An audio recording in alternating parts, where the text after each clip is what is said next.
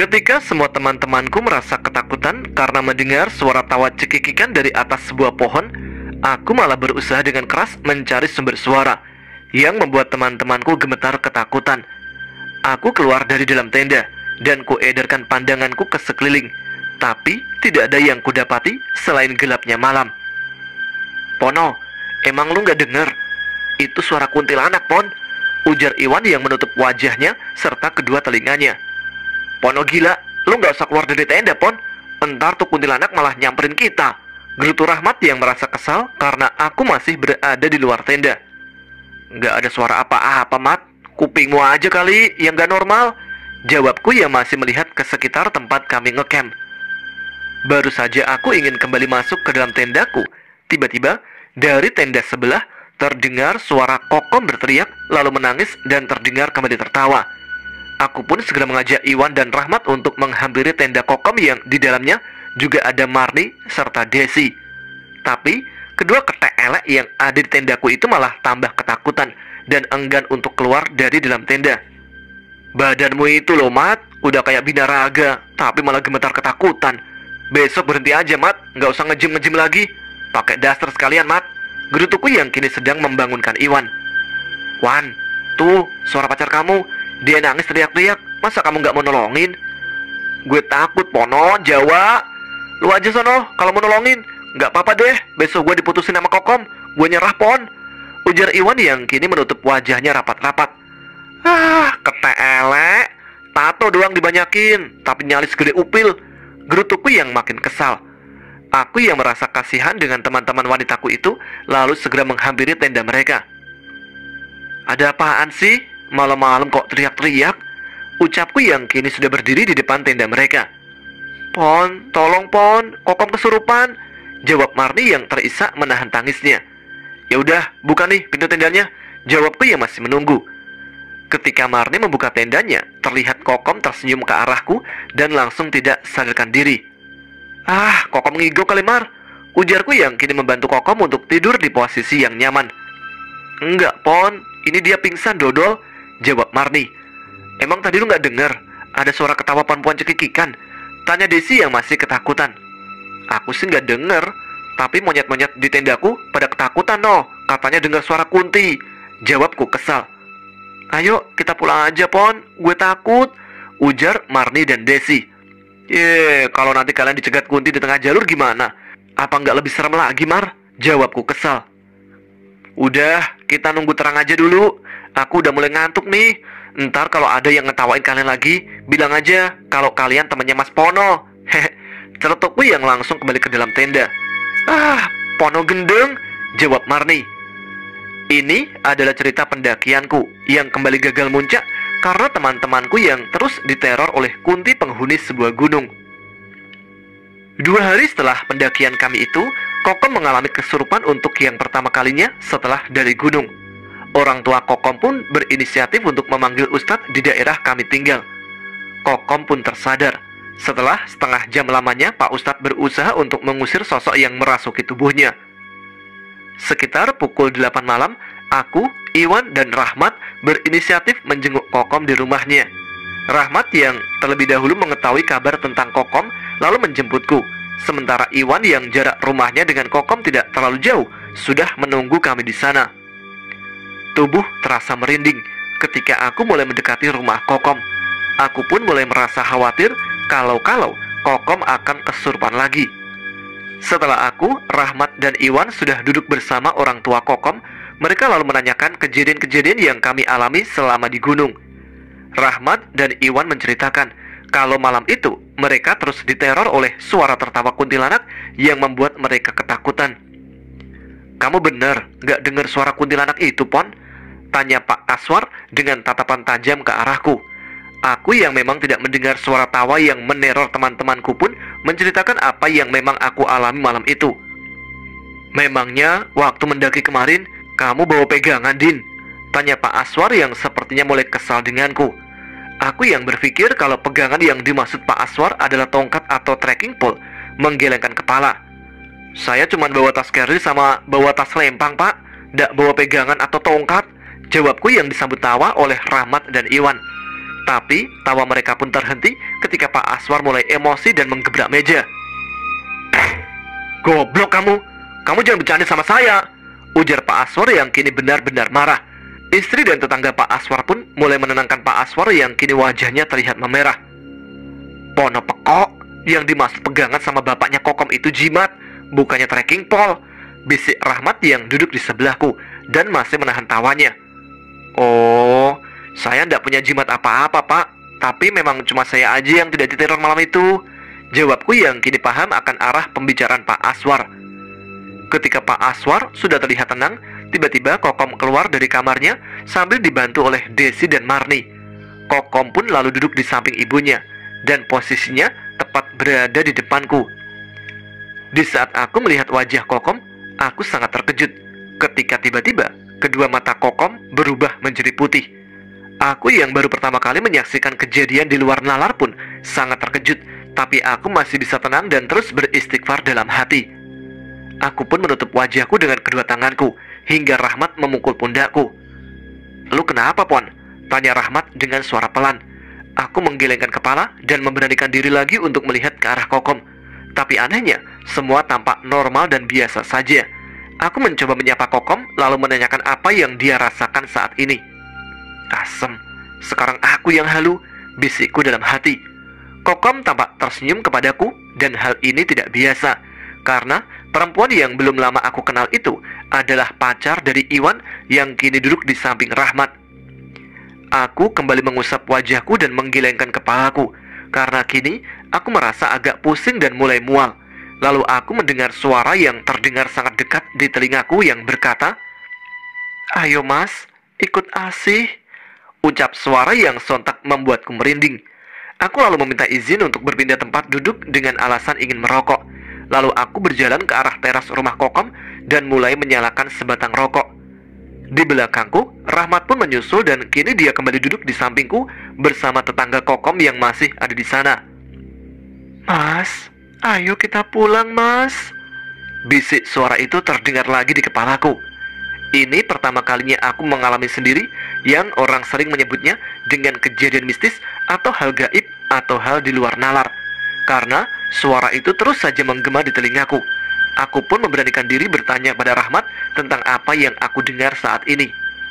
"Dasar bocah gelo siamah, Pon.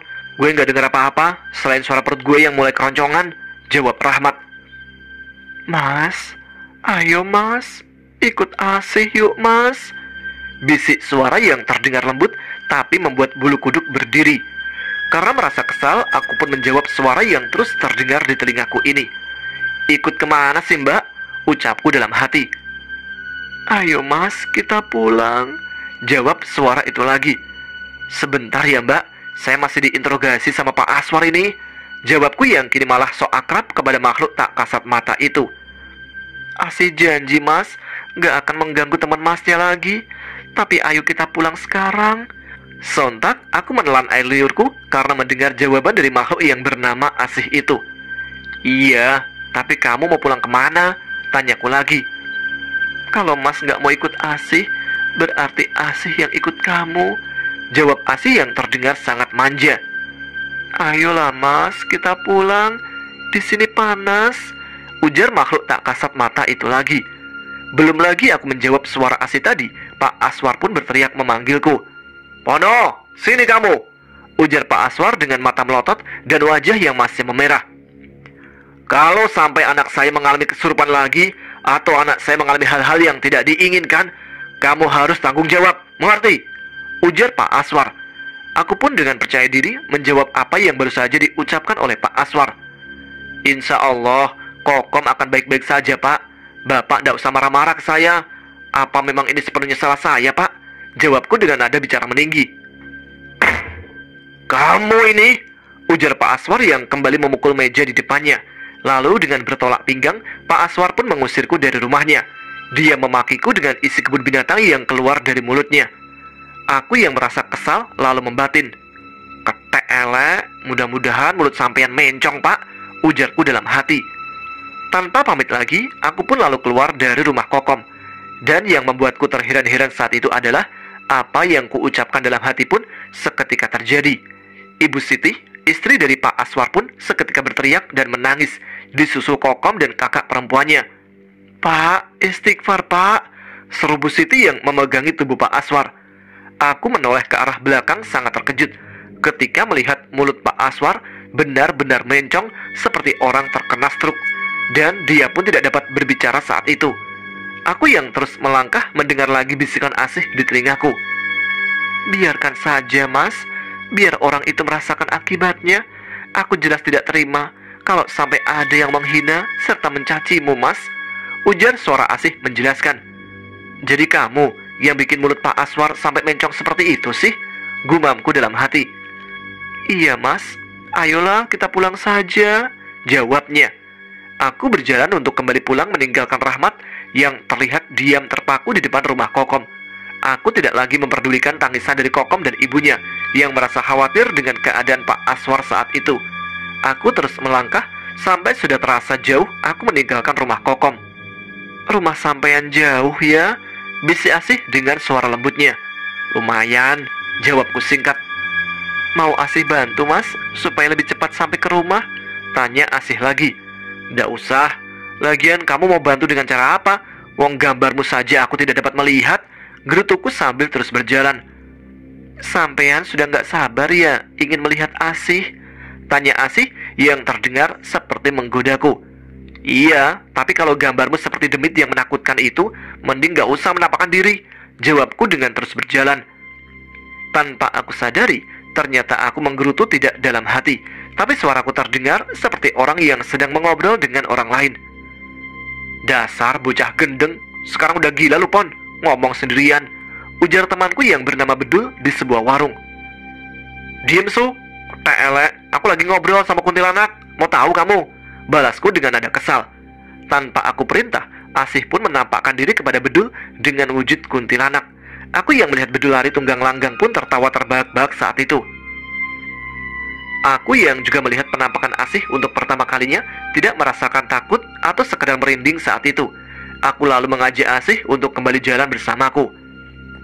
"Loh, bukannya gang rumah sampean sudah kelewat ya Mas?" tanya Asih yang merasa heran. Aku pun berhenti sambil menepuk jidatku. "Pantesan teman-temanku memanggilku dengan sebutan Pono Pekok," gumamku dalam hati yang disambut tawa cekikikan dari Asih. Aku memutar balik langkahku lalu masuk ke sebuah gang dengan langkah cepat. Beberapa saat kemudian, aku sampai di rumahku dan sudah disambut banyak pertanyaan oleh ibuku. "Iya Bu, maaf, Pono masuk kamar ya. Pono capek Bu, mau langsung tidur," ucapku kepada ibu. "Kamu belum sholat isya loh Pon," balas ibu. "Iya Bu, aku sholat dulu ya," jawabku lagi. Aku pun lalu bergegas menuju kamar mandi untuk membersihkan diri dan mengambil air wudhu. Ketika aku memasuki kamarku, aku terkejut melihat Asih yang duduk di atas kasurku. Makhluk itu kini terlihat seperti orang biasa seumuranku, dengan wajah yang sangat cantik. Dia mengenakan pakaian putih dengan kain batik serta menggunakan mahkota kecil di kepalanya. Aku yang berusaha menyembunyikan kekagumanku malah terlihat salah tingkah di depan Asih. "Aku mau sholat dulu, kamu gak kenapa-napa kan?" bisikku dalam hati sambil memandang ke arah Asih. Asih terlihat tersenyum sambil menggelengkan kepalanya. Setelah selesai sholat, aku tidak melihat Asih berada di kamarku saat itu. Aku pun lalu memanggilnya dalam hati. Asih pun kembali muncul dengan wajah pucat dan terlihat berkeringat. "Panas sekali Mas," ujar Asih sambil mengusap dahinya. "Mungkin karena tadi waktu aku sholat menyebut asma Allah dan bersolawat kepada Rasulnya, sehingga kamu merasakan panas sih," jawabku menjelaskan. "Bagaimana caranya agar aku bisa ikut beribadah seperti yang sampean lakukan tadi Mas?" tanya Asih yang sontak membuatku terkejut. Aku pun jadi bingung sendiri untuk menjawab pertanyaan Asih tadi. "Loh, kok sampean diam sih Mas? Memangnya sampean belum tahu ya cara mengislamkan makhluk sepertiku?" "Caranya ya harus membaca 2 kalimat syahadat dan harus ada saksi juga," jawabku. "Oh, seperti itu ya Mas," jawab Asih. "Tidurlah Mas, Asih akan membantu membuka mata batin sampean nanti supaya kita lebih mudah dalam komunikasi. Saat ini aku harus menggunakan banyak kekuatan untuk dapat hadir di depan sampean," ujar Asih yang kini terlihat dengan wajah yang lebih cerah. "Oke deh, Aku juga sudah mulai mengantuk nih, jawabku yang langsung membaringkan tubuh di kasurku. Di dalam mimpiku, aku kembali bertemu dengan Asih. Dia terlihat bersama beberapa orang yang ada di sekelilingnya. Orang yang terlihat sangat berwibawa dengan badan tegap dan terlihat gagah pun mulai mendekatiku, lalu menepuk pundakku. "Perkenalkan nak, namaku Surtejo. Panggil saja aku Mbah Tejo," ucap pria gagah itu memperkenalkan diri. "Nama saya Supono, Mbah," jawabku singkat. "Asih sudah menceritakan tentangmu, dan saat ini Asih ingin ikut bersamamu. Aku sudah melarangnya, Nak Pono, tapi Asih terus memintaku untuk mengizinkannya tinggal bersamamu." "Apakah kau tidak keberatan, Nak Pono?" tanya Mbah Tejo kepadaku. Aku yang merasa bingung pun tidak langsung menjawab pertanyaan dari Mbah Tejo. Tapi setelah Asih menatapku dengan tatapan sendu, akhirnya aku menganggukkan kepala tanda setuju. "Selama tidak mengganggu saya dan keluarga saya, Mbah, saya tidak keberatan," jawabku. Wajah Asih kini terlihat bahagia dengan senyum merekah yang terlihat di wajahnya. "Kalau begitu, aku akan memberikanmu sedikit ilmu yang aku miliki, agar kau dan Asih dapat saling berkomunikasi dengan mudah," ujar Mbah Tejo. "Sekarang, pejamkanlah kedua matamu, nak," pinta Mbah Tejo. Setelah aku memejamkan kedua mataku, perlahan tubuhku terasa hangat dan seperti ada sesuatu yang masuk ke dalam tubuhku saat ini. Setelah rasa hangat yang kurasakan masuk ke dalam tubuh perlahan menghilang, Mbah Tejo pun memintaku untuk membuka kedua mataku. Ketika aku membuka mata, betapa terkejutnya aku ketika aku mendapati diri ini sedang berada di sebuah ruangan besar dengan tiang-tiang penyangga yang sangat besar dan lantai yang aku pijak kini sangatlah berkilau. "Sekarang, kembalilah ke duniamu, nak. Aku titipkan Asih kepadamu," ujar Mbah Tejo yang membuatku tersadar dari lamunanku. "Baik, Mbah, aku akan menjaga Asih," jawabku yang entah bagaimana aku mengucapkannya dengan begitu mudah. Asih lalu memegang tanganku dan menuntunku menuju ke sebuah pintu yang sangatlah besar. Aku sungguh tertegun dengan pemandangan indah yang belum pernah aku lihat walau hanya dalam mimpi. "Lain kali, aku akan mengajakmu ke tempat ini lagi, Mas. Sekarang di duniamu sudah masuk waktu subuh. Kasihan ibu yang sudah membangunkanmu dari tadi," ujar Asih yang tersenyum menatapku. Aku pun terbangun dari tidurku ketika ibu sudah membawa air dalam sebuah gayung. Air yang biasa digunakannya untuk membangunkanku di waktu subuh ketika aku sulit untuk terbangun. "Nggak usah dikepretin air lagi, Bu. Aku udah bangun kok," ucapku sambil tersenyum kepada ibu. "Cepet gek mandi le, selesai sholat, gek sarapan sek, lalu kamu anterin pesanan-pesanan seperti biasanya," ucap ibu yang kujawab dengan kata siap, lalu bergegas menuju kamar mandi. Hari ini aku rasakan berbeda dari hari-hariku sebelumnya. Aku merasa sangat bersemangat dan tubuhku seperti ringan untuk bergerak. Ibu juga sampai heran melihat perubahanku hari ini. Biasanya aku sangat lamban, sehingga membutuhkan waktu lama untuk mengantarkan dagangan ibu yang sudah dipesan oleh langganannya. Tapi hari ini aku sangat cepat sekali dalam menyelesaikan tugas dari ibu. Di tempatku bekerja pun semua mata kini tertuju kepadaku, karena aku lebih cepat menyelesaikan pekerjaan-pekerjaanku. Bahkan aku sampai bisa membantu pekerjaan-pekerjaan teman-temanku yang lain. Di sisi lain, aku juga merasa lebih percaya diri saat ini, dan aku juga merasakan emosiku mudah sekali tersulut.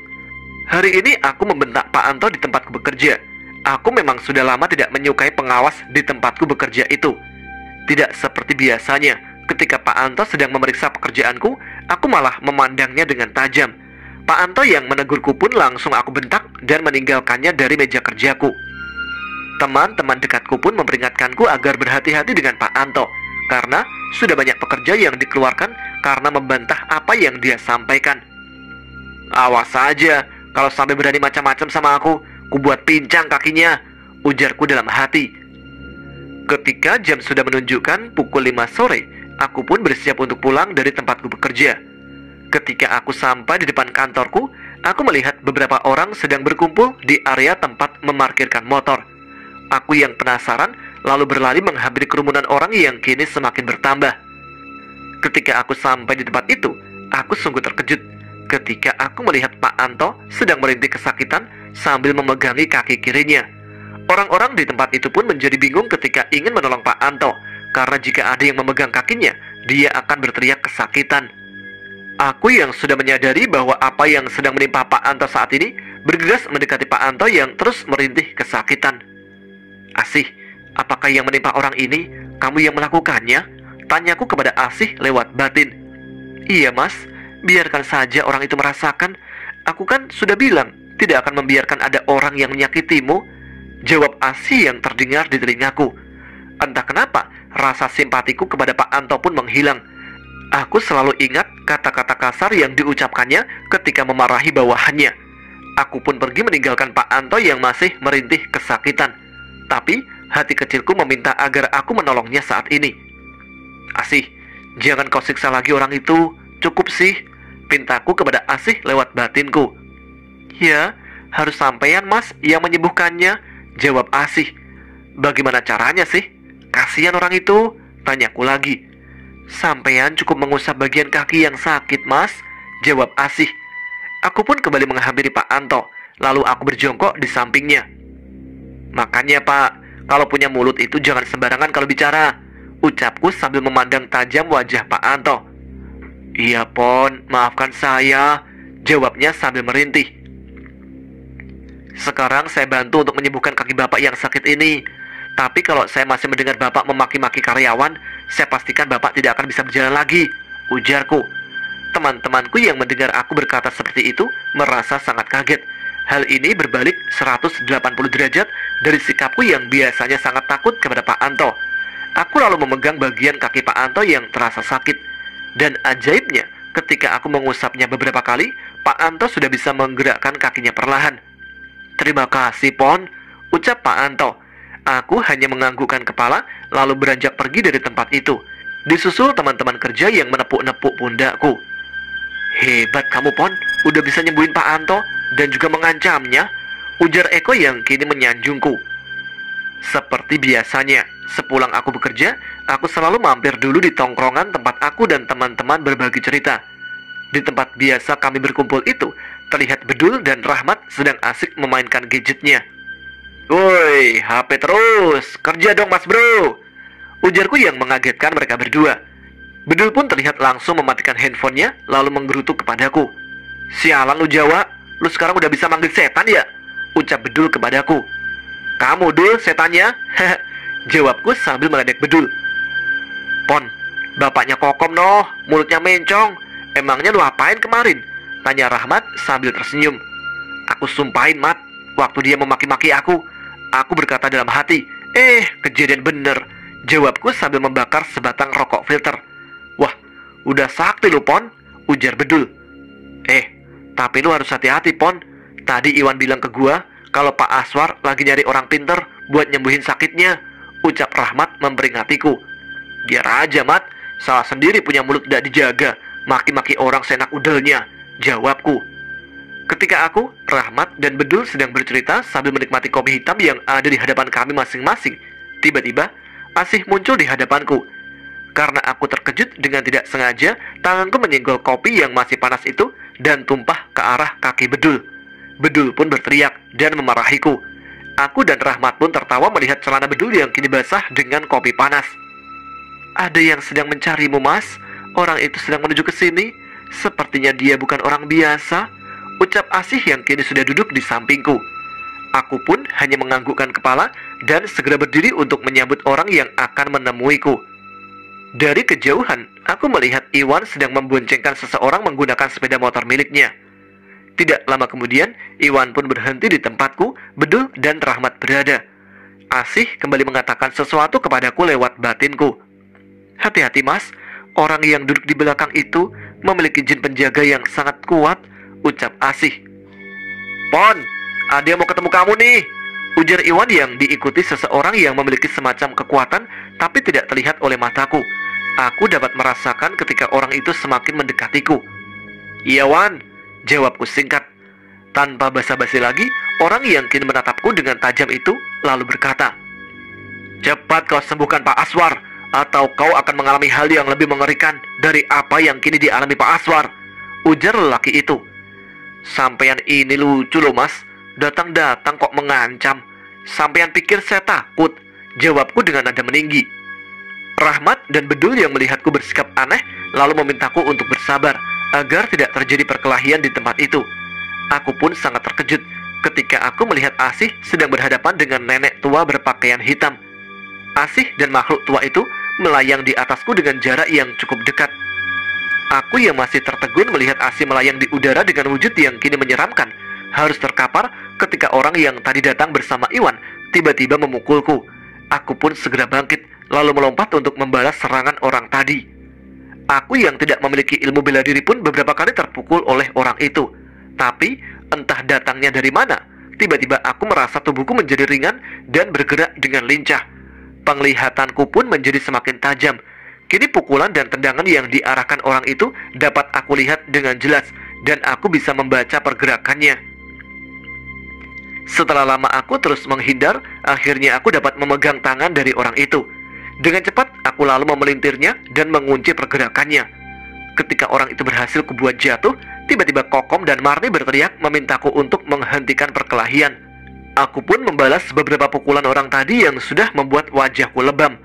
Walau orang itu sudah tidak berdaya, aku memberinya 4 kali pukulan ke wajahnya dan 1 kali bonus ke arah perutnya. "Pon, maafin ayah gue ya, gue mohon Pon," ucap Kokom sambil menangis. Iwan yang ingin mendekatiku dan Kokom pun terlihat ketakutan saat aku memandangnya.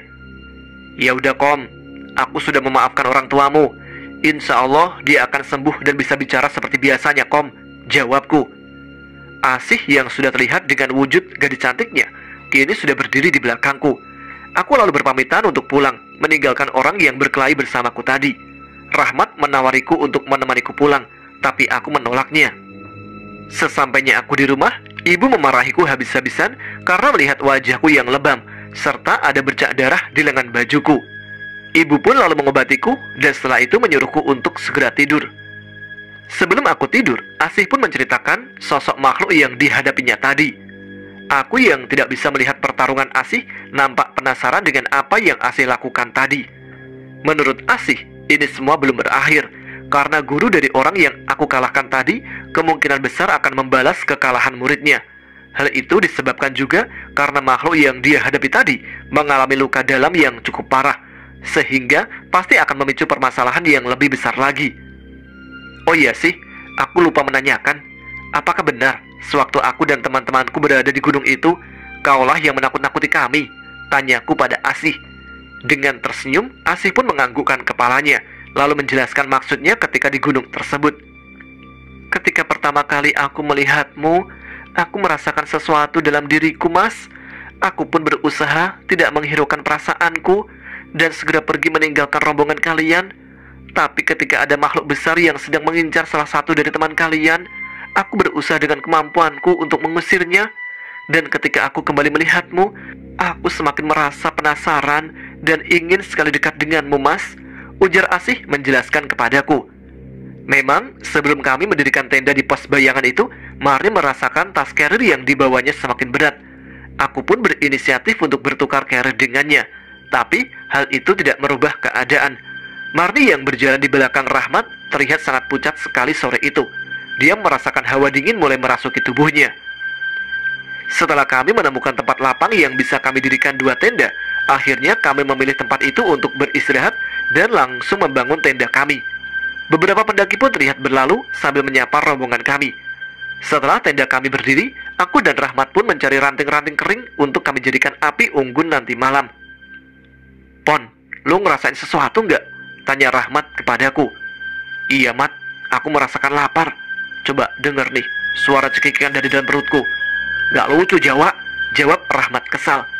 Setelah itu, Rahmat lalu bergegas mengajakku kembali ke tempat kami mendirikan tenda. Wajah Rahmat yang terlihat pucat dan sepertinya ketakutan membuat aku tertawa melihatnya. Rahmat yang berbadan besar dan atletis ternyata terlihat lucu ketika dia sedang ketakutan. Mat, badan segede kingkong kok penakut," ucapku dari arah belakangnya. "Berisik lu Jawa, gue tinggal di sini baru tahu rasa lu," jawab Rahmat kesal. "Hehe, dak kebalik tah. Kalau aku berlari meninggalkan kamu di sini gimana, Mat?"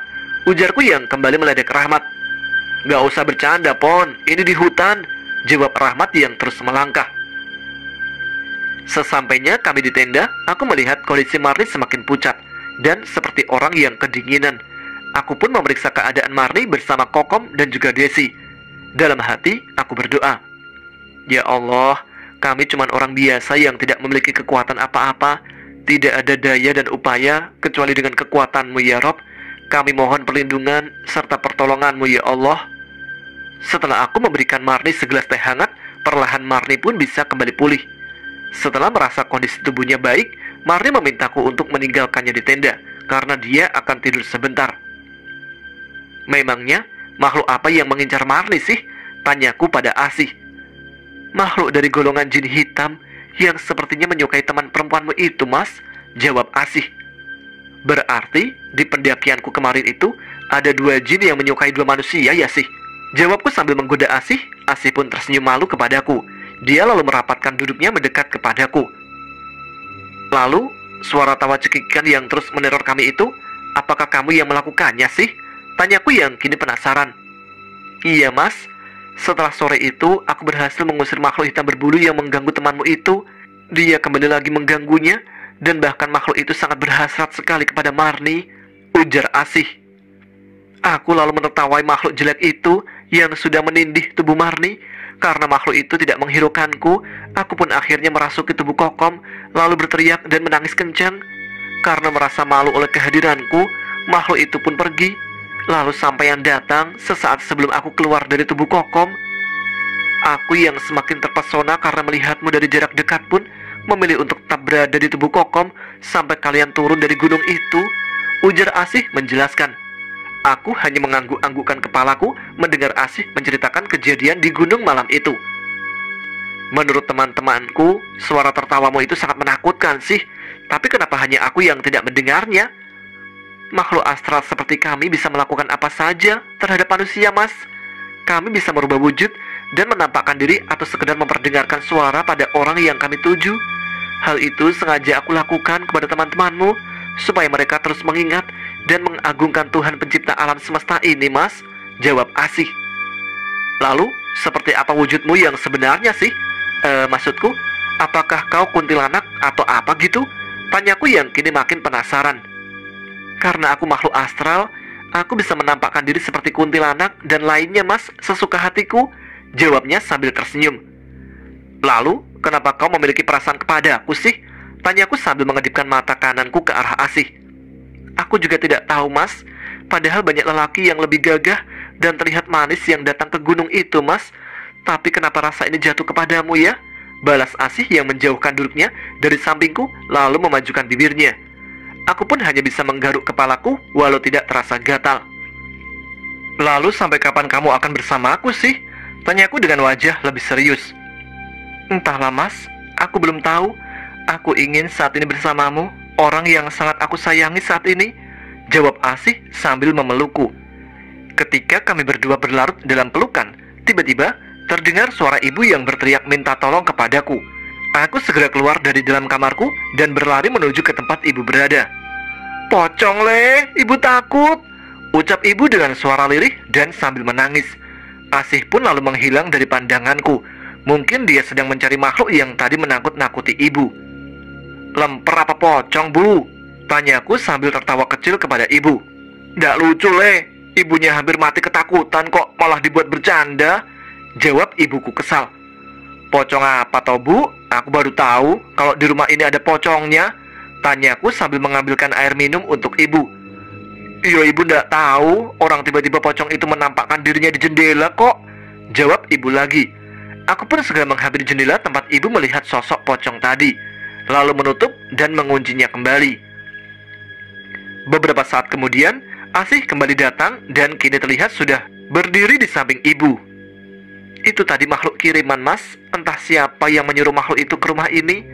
Untuk saat ini, sepertinya hanya ingin menakut-nakuti saja, Mas," ujar Asih yang terlihat memberikan sesuatu ke arah ibuku melalui kedua tangannya. Aku hanya menganggukkan kepala sambil menerka-nerka siapakah gerangan orang yang menyuruh makhluk menyeramkan itu untuk meneror rumah ini.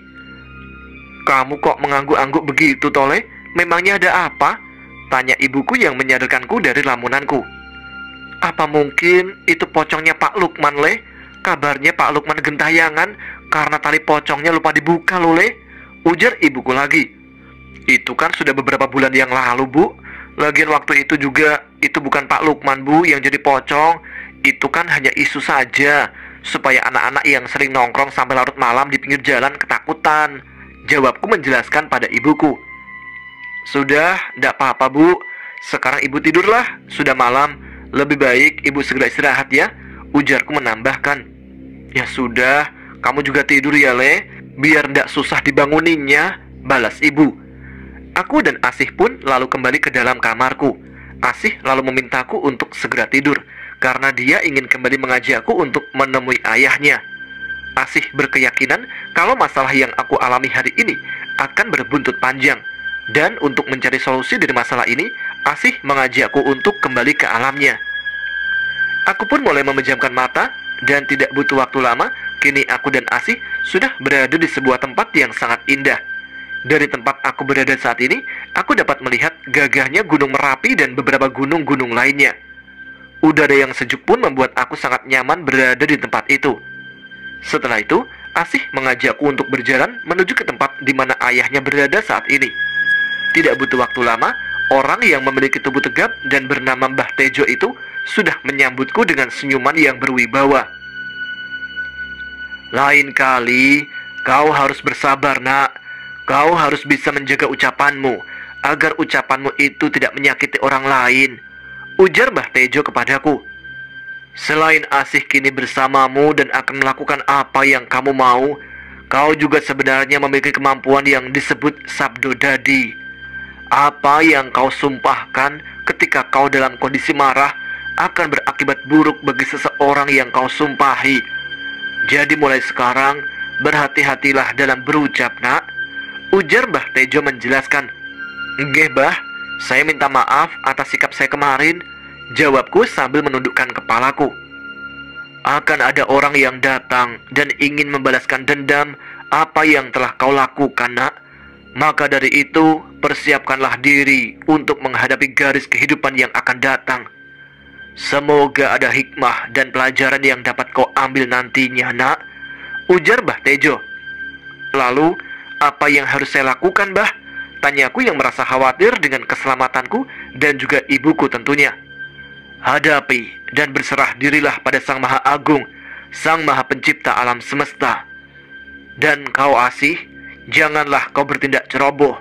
Hindarilah segala sesuatu yang membawamu dalam sebuah pertikaian, ucap Mbah Tejo yang memandang Asih dengan tegas.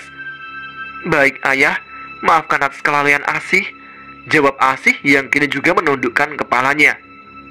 Aku akan meminjamkan pusakaku kepadamu, Nak Pono, dan aku akan meminjamkan kekuatanku kepadamu, Asih. Semoga kalian dapat menghadapi ujian ini, ujar Mbah Tejo yang perlahan menghilang dari hadapanku dan Asih.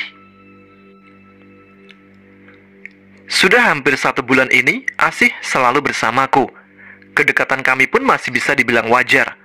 Walau saat ini, aku juga sangat menyayangi Asih. Di setiap malamku, Asih selalu mengajakku mengunjungi tempat-tempat yang sangat indah di alamnya. Dan ketika menjelang subuh di dunia nyata, Asih selalu mengajakku untuk kembali. Bisa dibilang saat ini adalah saat-saat terindah dalam hidupku. Perselisihanku dengan Pak Aswar dan orang-orang yang menyerangku beberapa minggu lalu pun sudah dapat teratasi. Dengan bantuan Asih serta pusaka dan kekuatan yang diberikan oleh Mbah Tejo saat itu, aku pun bisa mengalahkan orang itu dan akhirnya Pak Aswar pun meminta maaf kepadaku dan mengakui kesalahannya. Tapi masalah yang sebenarnya adalah masalahku dengan Pak Anto. Pak Anto yang merasa telah dipermalukan di depan umum pun berkali-kali mencoba untuk membalas sakit hatinya kepadaku. Sudah beberapa kali aku dan Asih dapat mengalahkan makhluk-makhluk yang dikirimnya melalui orang-orang pintar yang membantunya. Tapi tetap saja Pak Anto tidak berhenti begitu saja. Dia terus berusaha untuk dapat menyakitiku. Hingga suatu ketika, Mbah Tejo menemuiku secara langsung yang ketika itu aku sedang tidak bersama Asih. Beliau memintaku untuk membuat pilihan yang sangat sulit bagiku. Beliau memintaku jika aku masih ingin terus bersama Asih, maka aku harus menikahinya, dan aku pun harus menjadi bagian dari mereka tentunya. Jika aku tidak bisa atau menolaknya, maka aku harus membiarkan Asih pergi, dan beliau juga meminta kembali semua kekuatan serta pusaka yang dititipkannya kepadaku. Hal itu pun membuat aku merasa bimbang. Bila aku menuruti permintaan Mbah Tejo, berarti aku harus mati dan meninggalkan ibuku seorang diri. Tapi jika aku memilih untuk tetap hidup, maka aku akan kehilangan Asih, makhluk dari bangsa jin yang saat ini sungguh aku sayangi. Belum lagi ancaman dari Pak Anto yang terus ditujukannya kepadaku. Bila aku kehilangan kekuatanku serta pusaka yang dititipkan Mbah Tejo kepadaku, maka aku akan jadi makanan empuk dari makhluk-makhluk kiriman orang-orang yang membantu Pak Anto. Di tengah kebimbangan hatiku saat ini, Asih sudah beberapa hari ini tidak lagi bersamaku. Bahkan, usahaku untuk memanggilnya dengan kemampuan yang aku miliki saat ini selalu gagal. Rasa bimbang dan rasa rinduku kepada sosok Asih benar-benar membuatku tidak berdaya. Ditambah lagi, aku juga lemah dalam menjalankan ibadahku saat ini. Perlahan tapi pasti, aku pun mulai terpuruk oleh keadaan yang semakin sulit. Sudah 2 hari ini aku hanya terbaring lemah dan tidak dapat membantu ibu serta pergi bekerja. Aku merasakan sakit di beberapa bagian tubuhku, serta demam yang tak kunjung hilang. Entah ini karena ulah makhluk-makhluk gaib yang sedang mengincarku, atau memang sakit ini disebabkan oleh penyakit medis. Ibu lalu membawaku ke sebuah klinik yang berada tidak jauh dari rumahku. Menurut dokter yang memeriksaku, aku hanya perlu istirahat dan jangan terlalu terbebani oleh pikiran-pikiran yang selama ini menggangguku. Saat ini, sudah 1 minggu aku berbaring di tempat tidurku. Sakit yang aku alami ini tidak juga kunjung membaik. Asih yang kedatangannya sangat aku harapkan pun tidak juga hadir di sisiku saat ini. Ketika kondisiku semakin memburuk, ibu memanggil seorang ustadz untuk meruqyahku. Ustadz Farid bersama Ustadz Amin pun mencoba untuk meruqyahku. Tapi anehnya, tidak ada tanda-tanda kalau aku ini saat ini sedang dalam pengaruh gaib. Ustadz Farid pun bertanya kenapa aku bisa seperti ini. Tapi aku enggan untuk menjawab pertanyaan beliau dengan jujur. Aku memilih untuk diam saat itu. Hingga akhirnya Rahmat dan Iwan serta Bedul yang menjengukku pun mulai menceritakan keanehan-keanehan yang terjadi kepadaku setelah aku gagal mendaki beberapa waktu lalu. Waktu malam itu, saya melihat Pono berjalan sendiri, Bu. Tapi dia terlihat seperti sedang bicara dengan seseorang. Nah, pas saya tegur, dia bilang lagi ngobrol sama setan. Dan anehnya, waktu Pono bilang mau lihat setannya, tiba-tiba muncul beneran, Bu, setannya. Ujar Bedul menceritakan kejadian malam itu. Ibu dan Ustadz Farid serta Ustadz Amin pun menjadi semakin tidak mengerti saat ini, karena beliau berdua tidak dapat mendeteksi adanya energi gaib di tubuhku. Pono juga berkelahi sama orang pintar yang diminta keluarga Pak Aswar untuk mengobati Pak Aswar loh, Bu, ujar Iwan. Iya, Bu, maaf juga nih Pak Ustadz, bukannya saya mau menggibah ya, tapi setahu saya Pono itu nggak punya ilmu bela diri. Tapi anehnya, malam itu dia dengan lihai mengeluarkan jurus-jurus silat dan berhasil menjatuhkan Bang Aden. Padahal Bang Aden itu juga bukan orang sembarangan, Pak Ustadz, ujar Rahmat yang juga menceritakan keanehan yang ada pada diriku. Mohon maaf, Bu, untuk saat ini kami belum bisa membantu Ibu dan Mas Pono. Sepertinya ada makhluk yang memiliki kekuatan besar yang menutupi Mas Pono dengan energinya. Kami akan konsultasikan lebih dulu dengan orang tua kami atau guru kami, ujar Ustadz Farid. Iya Pak Ustadz, tidak apa-apa, biar nanti saya carikan pengobatan alternatif lainnya, jawab ibuku. Setelah beberapa hari berlalu, ibu akhirnya memutuskan untuk membawaku pulang ke kampung halamanku. Hal itu dikarenakan ibu yang tidak bisa merawatku seorang diri, karena kini aku sering berbicara sendiri dan sering menyebut-nyebut nama Asih. Aku sendiri pun sudah merasa tidak berdaya saat ini. Yang aku rasakan hanyalah kerinduanku kepada Asih, serta kenangan-kenangan yang sangat membekas di hatiku ketika aku dan Asih pergi menjelajahi alam lain. Dengan menyewa kendaraan pribadi dan juga supirnya, ibu membawaku kembali pulang ke daerah tempat kami berasal. Setelah menempuh perjalanan kurang lebih 15 jam, akhirnya kami sampai juga di desa tujuan kami. Kedatanganku pun sepertinya sudah ditunggu oleh keluarga dan tetangga-tetangga di desaku. Sepertinya ibu sudah mengabari Pak D serta Pak Le kalau aku akan dibawa pulang ke desa karena sedang mengalami sakit yang aneh. Aku yang kini merasakan suasana tenang di kampungku pun perlahan mulai membaik. Sakit di beberapa bagian tubuhku pun sudah agak berkurang. Aku sudah dapat berinteraksi dengan keluarga dan teman-temanku di desa. "Ndak salah, Le. Ibu membawamu pulang ke desa," ucap ibu sambil memijat kakiku. "Terima kasih, Bu. Maafkan Pono ya, sudah ngerepotin ibu," jawabku yang menitikkan air mata karena menahan haru. "Ndak apa-apa, Tole. Ini kan sudah kewajiban ibu. Kamu juga harus semangat, biar cepat sembuh, Le," ujar ibuku lagi. Ketika aku dan ibu sedang berada dalam suasana haru, tiba-tiba datang seorang teman akrabku yang sudah lebih dari 1 tahun tidak aku temui. "Assalamualaikum," ucap suara yang sudah tidak asing lagi bagiku. "Waalaikumsalam," kami pun menjawab salamnya. "Walah, kamu itu loh, Pon, dari kota malah bawa rombongan demit," ujar Danu yang membuatku tersenyum, tapi membuat orang-orang yang berada di rumah Pak D terkejut. "Kamu ini sok tahu, no?" jawab ibuku yang disambut tawa dari sahabatku. "Kamu kenapa, Pon? Kok sepertinya sudah tidak bersemangat lagi untuk hidup?" ucap Danu yang kini sudah duduk di sampingku. "Ah, cangkemmu kui loh.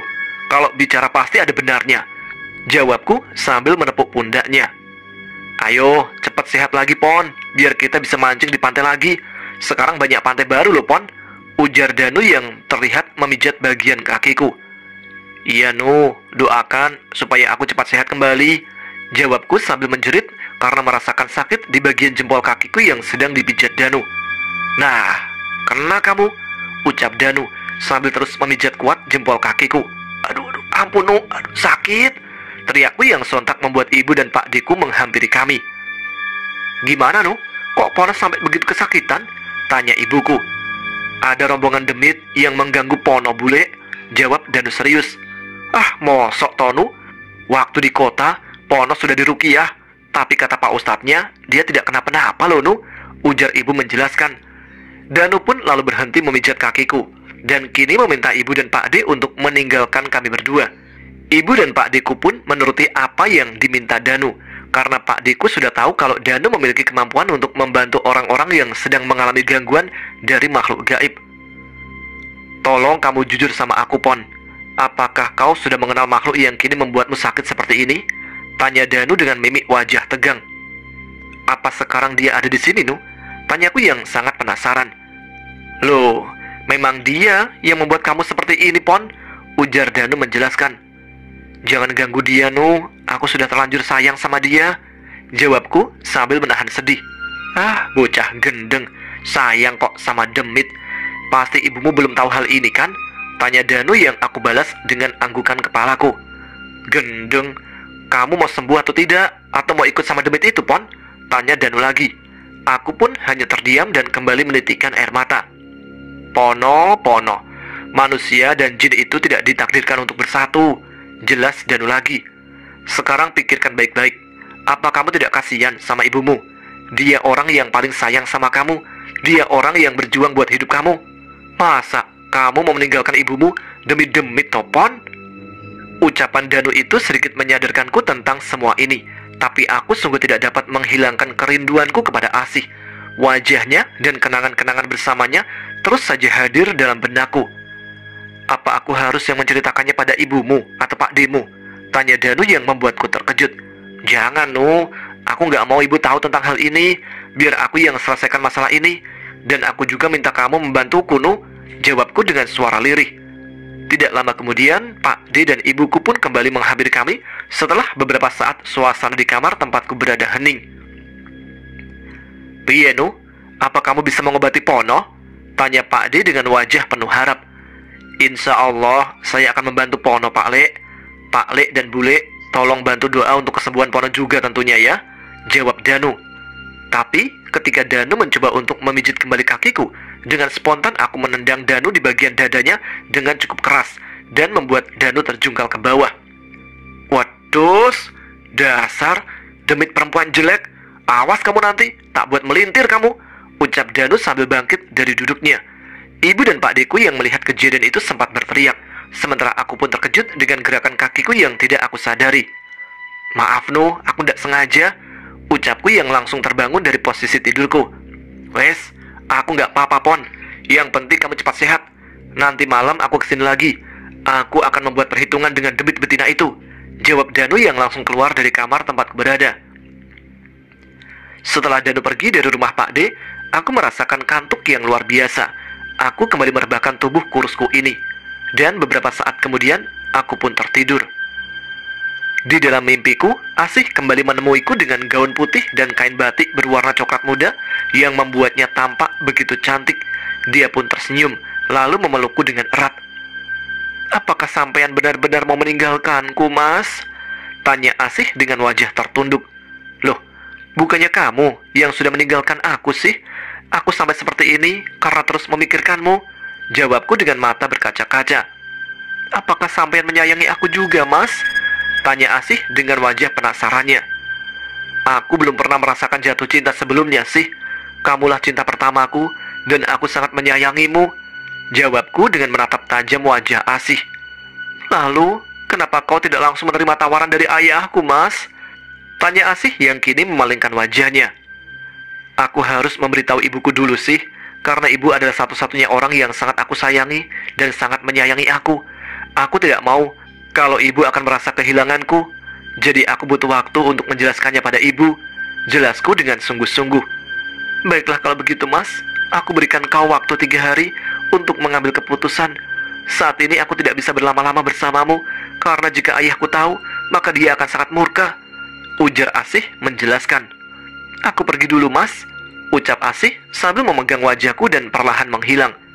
Aku pun berteriak memanggil nama Asih berulang kali, hingga ibu dan Pak Deku pun membangunkanku dengan menggoyang-goyangkan tubuh kecilku. "Le, istighfar Le, bangun," ucap ibu yang perlahan terdengar di telingaku. "Asih Bu, Asih mau pergi meninggalkanku," ujarku sambil menangis. "Asih itu siapa Tole? Kok kamu tidak pernah cerita sama ibu kalau kamu sudah punya teman wanita?" tanya ibuku sambil mengusap rambutku. Aku yang mendengar pertanyaan ibu tadi sontak terdiam, lalu mengusap air mata yang sudah membasahi kedua pipiku. Ndak apa-apa kok Bu. Aku cuma mimpi," jawabku dengan gugup. "Lah iya, terus Asih itu siapa, Le? Dari tadi kamu berteriak-teriak memanggil-manggil nama Asih," tanya ibu yang kini semakin penasaran. "Asih itu demit betina yang sudah membuat Pono seperti itu, Bude," celetuk Danu yang kini terlihat berdiri di depan pintu kamarku. "Ah, keteelek," ucapku sambil memandang tajam Danu. "Bude harus tahu, Pono itu sudah disukai dan menyukai jin betina dari sebuah tempat yang tinggi, Bude," ujar Danu yang kini sudah ada di antara ibu dan budeku. "Sekarang, sepertinya Pono lebih memilih bersama jin betina itu daripada Bude," imbuh Danu yang terlihat menatap wajah ibu yang tertunduk lesu. "Astagfirullahalazim. Apa benar, Le? Apa yang barusan ibu dengar dari Danu?" tanya ibu dengan mata berkaca-kaca. Aku hanya menundukkan kepala sambil kembali menumpahkan air mataku. Pono, apa di dunia ini sudah kehabisan stok gadis, Pon?" tanya ibu yang membuatku tersenyum. "Nanti aku carikan, Pon. Mau yang buka bungkus, atau yang second seperti baru, atau yang second layak pakai?" celetuk Danu yang membuatku tertawa kecil. "Kamu ini Lonu, masih bisa bercanda saja," ucap budeku yang juga ikut tertawa. "Loh, memang iya kan Bude? Di desa kita ini banyak gadis-gadis yang jendet-jendet Bude. Yang secondan juga semok-semok. Yang second bawa anak gadis juga ada. Terus ngapain kamu malah milih ikut demit? Kamu mau jadi penghuni gunung itu, Pon?" ujar Danu yang sedikit mengusir rasa sedihku. Wes, tak bikin kopi dulu. Tolong bantu sembuhkan Pono ya, Nu. Kami serahkan semuanya pada kamu. Kalau ada yang perlu dibeli, bilang saja, biar nanti Pak D yang carikan," ujar Bude sambil berlalu pergi dari kamar ini. "Iya Bude, siap," jawab Danu. "Keteelek, aku kira kamu pulang tadi, Nu," ujarku yang sedikit kesal kepada Danu. "Loh, aku memang sengaja memancing kedatangan demit betina itu kok, Pon. Aku yakin dia pasti akan menemuimu, karena dia menyadari akan ada orang yang mengganggu rencananya," jawab Danu sambil tersenyum puas. "Lalu, apakah sekarang dia sudah tidak ada di sini, Nu?" tanyaku yang penasaran. "Dia sudah pergi, tinggal makhluk-makhluk bawahannya yang terus menggerogoti kesehatanmu saat ini. Tujuannya adalah supaya kamu cepat mati dan bisa pergi bersama demit betina itu ke tempat yang tinggi di sebuah gunung," jawab Danu. "Loh, kok kamu tahu kalau dia berasal dari sebuah gunung, Nu?" tanyaku sambil mengernyitkan dahiku. "Loh, kamu pikir aku banyak ngelakoni tirakat dan puasa itu buat apa, toh, Pon?" Tanya Danu yang kusambut dengan menggelengkan kepalaku. Ya buat olah rasa, olah pikir, dan olah batin, goblok. Jawab Danu sambil tertawa, melihatku terdiam seperti sapi ompong. Ya sudah, Nu, tolong bantu aku ya. Aku tidak ingin mengecewakan ibu dan membuat ibu sedih, balasku. Sekarang kamu mandi, lalu sholat, dan jangan putus untuk terus zikir. Bentengi dirimu dengan terus menyebut nama Allah. Aku akan menemui seseorang yang bisa membantu untuk mengusir demit betina itu dari hidupmu, ujar Danu yang berpamitan untuk menemui seseorang. Sementara itu, Danu kini sedang menuju desa yang berada di perbukitan yang berbatasan dengan sebuah pantai. Di sana Danu pun bertemu dengan Pak Agung yang kini diangkat menjadi lurah di desa tersebut. Dia pun meminta izin kepada Pak Agung untuk mendatangi bukit yang menjadi dinding dari sebuah telaga. Ada perlu apa, Nu? Sudah sore seperti ini, kamu ingin pergi ke bukit itu? Tanya Pak Agung yang sudah duduk bersamanya di sebuah teras rumah. Saya ingin meminta bantuan dari Kimawas, Pak. Ada teman saya dari Jakarta yang saat ini nyawanya sedang terancam, jawab Danu menjelaskan. Sebaiknya kamu menemui Mbah Kromo lebih dahulu, Nu. Biar bagaimanapun, Mbah Kromo adalah juru kunci dari bukit dan telaga itu. Jadi adab yang baik adalah dengan meminta izin dari Mbah Kromo dulu, ujar Pak Agung menjelaskan. Belum lama Pak Agung berucap seperti itu, tiba-tiba datang angin yang berhembus pelan menerpa tubuh Danu dan Pak Agung. Tidak usah Pak Lurah, aku sudah di sini, ucap suara yang datang dari balik kabut tipis di depan mereka. Alhamdulillah, sampeyan bisa tahu saya sedang membutuhkan bantuan dari sampeyan, Mbah, ujar Danu yang sepertinya sudah mengetahui sosok yang datang itu. Harusnya aku mengajarimu cara untuk komunikasi denganku, bocah elek.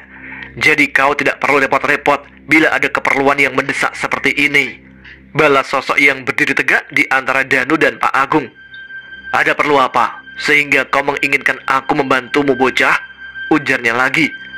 Anu, Mbah, teman saya mau dibawa oleh demit betina dari sebuah gunung, Mbah, ujar Danu yang sepertinya bingung untuk menjelaskan permasalahan yang dihadapinya. Aku belum paham apa maksudmu, bocah elek, jawab sosok gaib yang kini memegangi janggutnya. Jadi begini loh, Mbah. Teman saya yang bernama Supono, ini dia baru datang dari kota. Dia itu sakit dan menurut saya kondisinya sudah sangat parah, Mbah. Sakit yang diderita oleh Supono ini disebabkan oleh jin betina yang menyukainya, Mbah. Jin betina itu sepertinya membuat Supono jatuh cinta kepadanya dan ingin mengajak Supono untuk hidup di alamnya, Mbah, ujar Danu menjelaskan. Lalu apa yang harus aku lakukan? Tanya sosok gaib itu. Loh, yo sampeyan ajak diskusi toh, Mbah. Atau kalau sampeyan minat ya sampeyan aja yang nikahin jin betina itu. Hehe, jawab Danu sambil tertawa. Bocah edan, jawab sosok gaib itu. Ya kalau sampeyan ndak minat, kita usir saja, Mbah, demit itu, jawab Danu lagi. Sudah, sekarang pergilah ke tempat temanmu berada. Aku akan menyusulmu. Aku akan melihat siapa sosok jin betina yang kau maksud, jawab sosok gaib yang sepertinya sudah akrab sekali dengan Danu. Jeh, Mbah, kalau begitu. Belum sempat Danu melanjutkan kalimatnya, sosok gaib itu telah menghilang dari hadapannya. Asem, mentang-mentang sakti, datang dan pergi sesuka hati, ujar Danu sambil menatap Pak Agung yang sedang tertawa. Ya sudah, Pak, saya pamit dulu, ucap Danu kepada Pak Agung. Oh ya, Pak, apakah Bagus dan Bagas betah tinggal di kota? Tanya Danu kepada Pak Agung yang menanyakan kedua anak laki-laki Pak Agung. Sepertinya mereka betah tinggal bersama Nak Boy di sana, jawab Pak Agung. Danu yang sudah berdiri pun kembali duduk dan terlihat seperti sedang memikirkan sesuatu. Sari, tolong buatkan kopi untuk Mas Danu, ujar Pak Agung yang membuat Danu terkejut. Loh, Pak, saya kan mau. Saya tinggal dulu, Nu, biar Sari menemanimu menghabiskan kopi yang sedang dibuatkan Sari, jawab Pak Agung yang memotong kalimat dari Danu. Danu hanya tersenyum malu sambil menggaruk-garuk kepalanya. Alhamdulillah, akhirnya aku bisa bertemu bidadari dari desa Wingit kali ini, ya Allah, ujar Danu ke arah Sari yang datang membawa segelas kopi dan singkong rebus. Aku pikir kamu lupa sama aku, Mas, jawab Sari yang terlihat kesal. Yo, ndak mungkin aku melupakanmu toh, kamu kan, alah gombal, Jawab Sari memotong ucapan Danu. Hehe, maaf Sar, aku sedang buru-buru tadi. Jawab Danu yang berusaha merayu Sari yang terlihat kesal. Ya sudah, kopinya dihabiskan, terus cepat pulang sana. Gerutu Sari yang semakin terlihat marah. Hehe, kamu tambah cantik kalau lagi marah. Ya sudah, aku selesaikan dulu urusanku ya. Setelah itu, aku akan membawa orang tua aku untuk melamarmu. Ujar Danu yang terlihat yakin sehingga membuat Sari kembali tersenyum. Sekitar pukul 8 malam, Danu pun kembali datang ke rumah Pak Deku, tempat di mana aku saat ini berada. Danu pun lalu masuk menghampiriku yang sedang terbaring di tempat tidur. Danu lalu meminta ibu dan yang lainnya untuk meninggalkan kami berdua. Setelah itu, Danu meminta agar tidak ada yang memasuki kamar tempat kami berada sebelum Danu membuka pintu. Setelah itu, Danu memintaku memejamkan mata dan terdengar dengan sangat jelas olehku, Danu mulai membaca-baca sebuah doa atau amalan-amalan tertentu. Beberapa saat kemudian, tubuhku seperti terdorong dengan keras dan pandanganku pun menjadi gelap. Setelah itu, aku kini sudah berada di sebuah tempat dengan banyak pohon besar di sekitarku. Mudah-mudahan dia mau datang ke tempat ini, Pon, ujar Danu yang terlihat masih memegang pundakku. Maksud kamu, Asih, Nu? Tanyaku dengan sedikit terkejut. Iya, kekasihmu yang beda alam itu, jawab Danu sambil menggerutu. Danu mengajakku untuk terus berjalan. Dan setelah itu aku melihat beberapa bangunan seperti candi.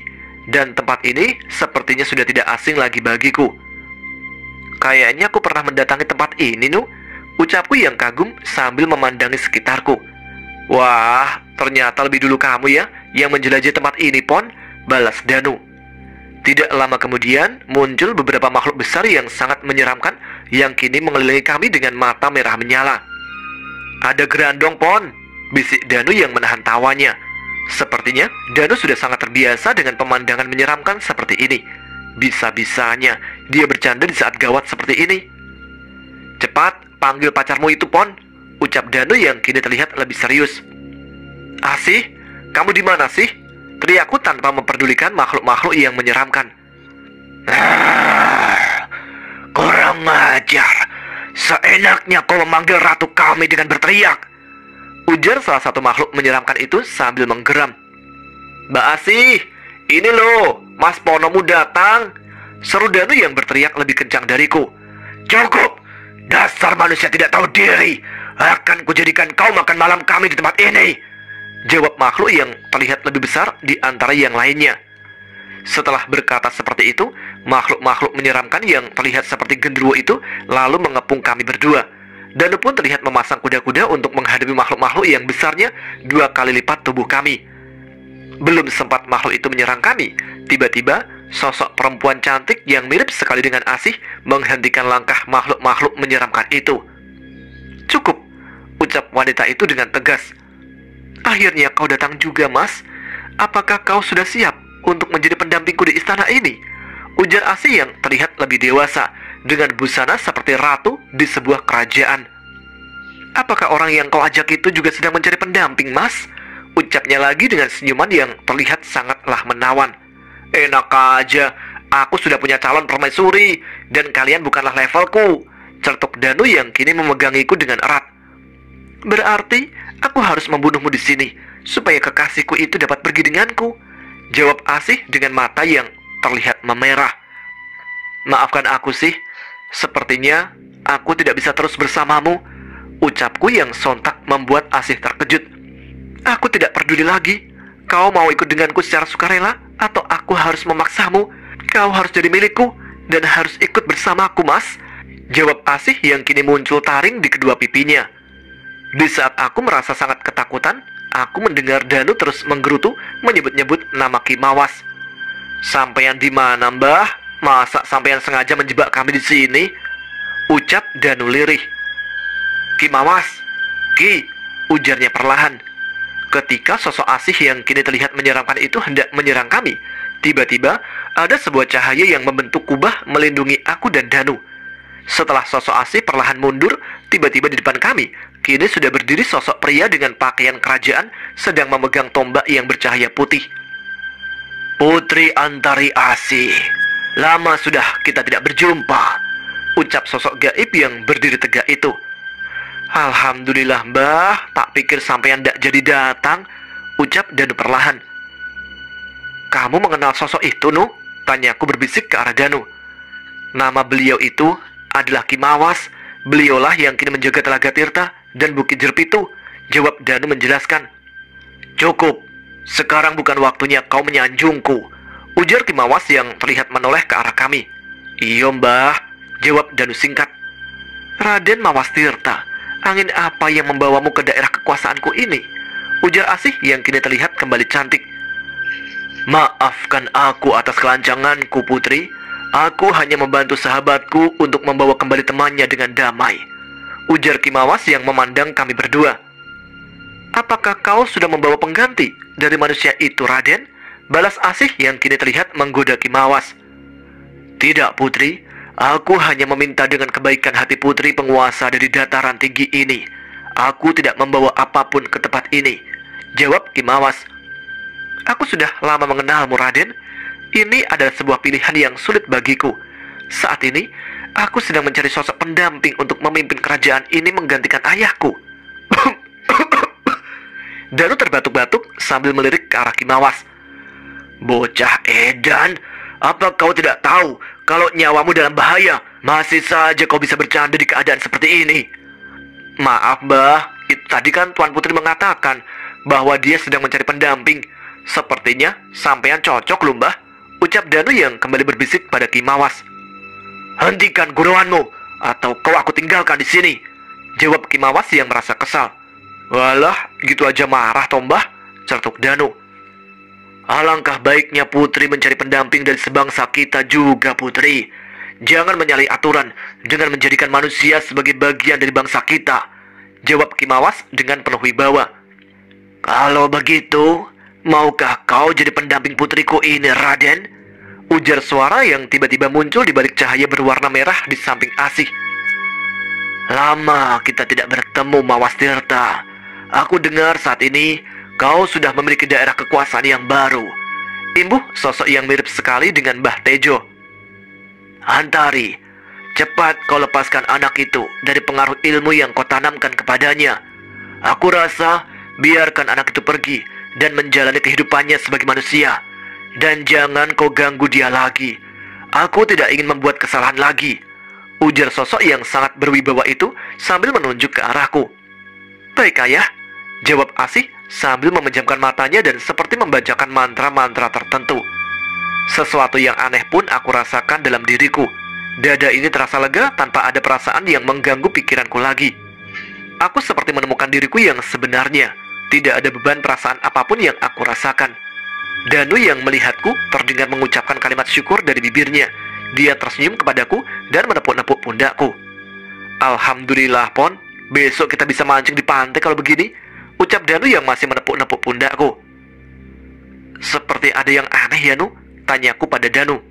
Sudah, nanti aku jelaskan ketika kita kembali ke dunia kita, jawab Danu. Sekarang, antarkan kedua pemuda itu menuju ke dunianya, Raden. Setelah itu, aku minta kau kembalilah ke istanaku, karena ada beberapa hal yang harus aku sampaikan kepadamu, ujar sosok pemimpin yang sangat tegas itu kepada Kimawas. Baik, Tuan, jawab Kimawas sambil menganggukkan kepalanya. Setelah meninggalkan tempat itu, perlahan aku membuka kedua mataku dan berusaha untuk mengumpulkan kesadaranku. Danu yang terlihat sedang menikmati kopi hitam dan kepulan asap dari rokok kretek kesukaannya pun tersenyum kepadaku. Ayo bangun, kita kan mau mancing di pantai, ucap Danu yang tertawa melihatku yang masih lemas. Kamu sudah enak-enakan ngopi, Nu? Sedangkan aku masih pusing dan badanku sakit semua rasanya, jawabku sambil mengencangkan otot-otot tanganku. Ya sudah, besok saja kita pergi mancingnya. Sekarang kamu istirahat aja dulu, Pon, ujar Danu. Aku hanya menganggukkan kepala tanda menyetujuinya. Ibu dan keluargaku yang lain pun terlihat senang melihatku kembali sehat dan dapat berkomunikasi seperti biasanya. Ibu dan Pak D memintaku untuk menceritakan apa yang sebenarnya aku alami. Tapi aku malu untuk menceritakan pengalaman aneh yang tidak masuk akal ini. Pesanku, jangan biarkan tipu daya setan merusak hati dan pikiran kalian.